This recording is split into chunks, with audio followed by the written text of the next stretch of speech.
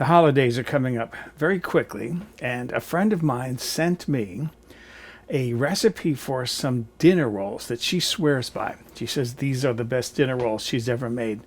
They're a little bit unusual because you start off by cooking some of the flour in water and milk, sort of like you would if you're making a choux pastry, pâte à choux. I got to try it. It sounds like an interesting recipe. So that's what I want to do today. I want to make some dinner rolls. And I think these might be good for the holiday dinners that are coming up. Thanksgiving in a couple of weeks, and then Christmas. In a little saucepan, I'm going to combine 4.5 tablespoons of whole milk and 4.5 tablespoons of water. And for little measurements like this, I'll tell you, it's good to have a little measuring cup. This is an Anchor, I think it's Anchor Hocking.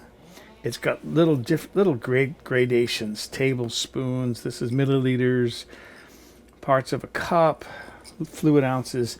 Handy little thing. I got it on Amazon. And then 3 tablespoons of all-purpose flour. And I'm going to whisk that together and then move this to the stove. So I'm heating this on the stove over medium-low heat because this pan is so small. I want to see that come to a boil. It's just about coming to a boil now, and that'll thicken that flour liquid mixture. There it goes. That's thickening now. I'm going to turn the heat off on that. Make sure that's all blended in.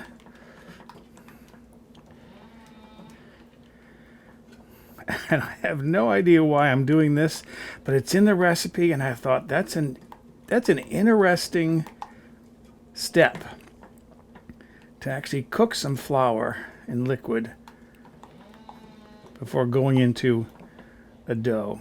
There it is. I'm happy with that. In my bowl, to my stand mixer, I'm going to start mixing my dry ingredients. What I have here is 3 3/4 cups, which is about 18 3/4 ounces, figuring 5 ounces per cup of flour. I measured 530 grams. This is all-purpose flour, and I'm going to put roughly half of that in there, more or less. It doesn't really matter at this point. Then I have 3 tablespoons of powdered milk, dry powdered milk, and then 3 tablespoons of sugar. And then finally 1 tablespoon of active dry yeast. And I'm going to combine these together. And just to explain the milk powder, the story goes, I did some research, and they say that in whole milk there is an enzyme, I forgot the name of it, that can impede the development of gluten chains that give the bread its ability to hold air and rise and so forth. If you use ultra-pasteurized milk, supposedly that enzyme isn't there, and that's why a lot of the older recipes say to scald the milk, which is to heat the milk up to 180 degrees Fahrenheit or 82 degrees Celsius, and that supposedly removes that enzyme. I need to mix my wet ingredients. So what I have here is 3/4 cup, 175 milliliters of whole milk. I warmed that a little bit in the microwave just to kind of get it lukewarm, right around 100 degrees Fahrenheit, maybe 38 degrees Celsius. And then into this, I'm going to put my starter. This is that choux pastry thing that I made earlier. And get all of that in there.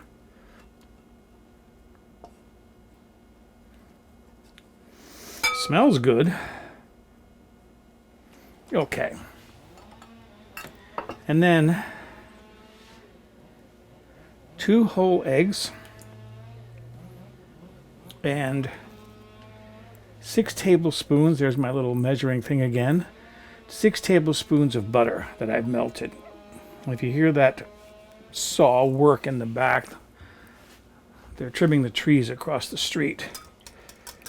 And then I'm going to blend this together until it's smooth. All right, I'm going to add this mixture now to my flour mixture.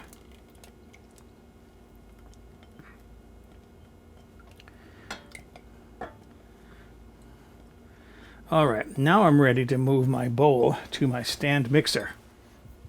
I put my dough hook on my stand mixer. I'm going to bring this up, and I'm going to start combining. I still have more flour and my salt to add. So I got that mixed together. It's just starting to come together into a batter. I scraped the bowl down. I'm going to add my salt. This is 1.5 teaspoons of salt. And then I'm going to start working in flour a little at a time until I start seeing the dough come to the consistency that I want to see it, which is as the dough comes together, I want it to be pulling away from the side of the bowl, but still sticking in the bottom. That tells me that I have a pretty good ratio of wet to dry ingredients. I'm going to try to show you this by tilting my stand mixer over. I'm getting what I want to see. It's sticking a little bit in the bottom of the bowl, but it's pulling away from the sides. So let's see if I can show you this.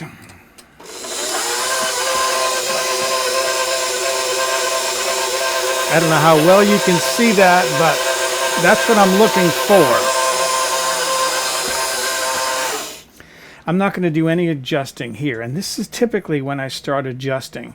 Maybe add a little bit more water, maybe add a little bit more flour. It all depends upon the flour you're using.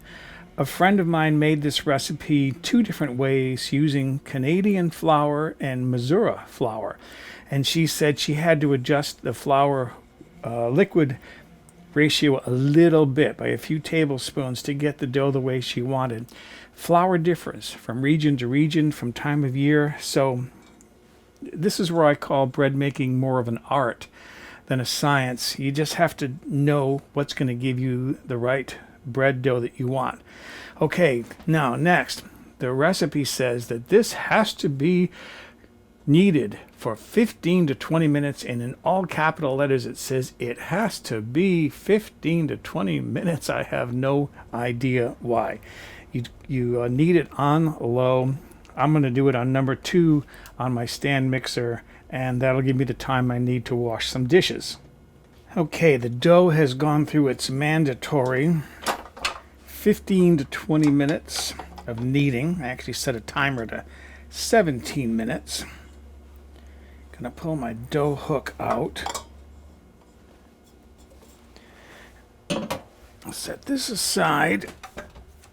So the next thing I want to do is just check the feel of the dough. I know what I'm looking for.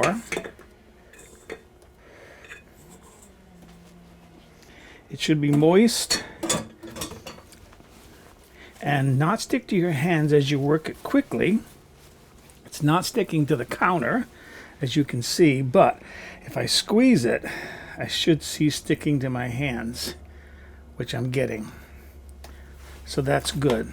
All right, perfect. That's what I like to see. And then what I'm going to do is I'm going to wash that bowl out, and I'm going to use that stand mixer bowl for the rising. Cleaned that bowl out, and then I greased it with a little bit of butter. I'm going to put the dough in the bottom, and with the same plastic bag, I'm just going to pat the top with a little bit of fat. You can cover that with plastic wrap or a damp towel. I have some of these silicone bowl lids.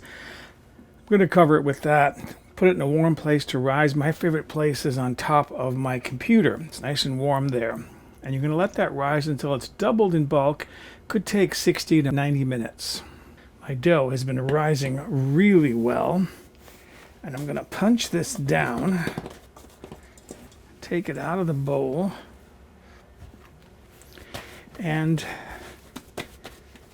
try to cut this into 12 equal pieces, and I'm going to use a bench scraper for that. Let's see how that works. You can, if you want, you can use a digital scale to try to get these pieces as even as possible. I don't care that much. I think if they're a little bit uneven, they're going to look a little bit more homemade. In the meantime, I have here a baking pan. This is about 9 by 13 inches, which is 23 by 33 centimeters. I sprayed that with Pam. If you don't have a baking pan, you can also use a quarter sheet.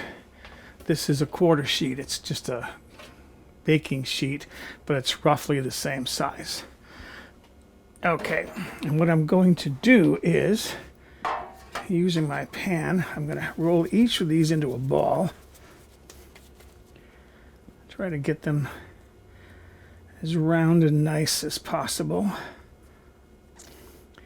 And just arrange these into my baking pan. So there they are in my baking pan. I'm going to cover this with plastic wrap and let this sit for 30 to 45 minutes. I want to see those rise and really fill in pretty much in between these individual rolls. So here are my dinner rolls now that have been rising for 45 minutes. I have in the meantime heated my oven to 350 degrees Fahrenheit, or about 177 Celsius. And what I did was I prepared an egg wash with 1 whole egg and a tablespoon of milk. And I'm going to brush these lightly with this egg wash. As I said, I've heated my oven. I'm going to bake these now for 20 to 25 minutes. And there they are, fresh out of the oven. Don't those look great? Okay, I have to let these cool for a little bit, and then I can taste them. I want to open one of these up and see what it looks like on the inside. Gosh, nice and tender inside, cooked all the way through. I'm going to put some butter on that and see what that tastes like. There it is. I so want to know what this is going to taste like. Here goes.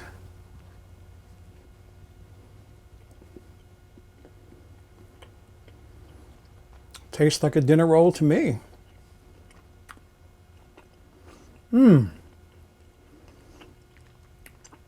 That's got a really nice flavor to it. That is really, really good. So I've got some coffee ready. Excuse me, I'm going to go enjoy my afternoon snack of these dinner rolls.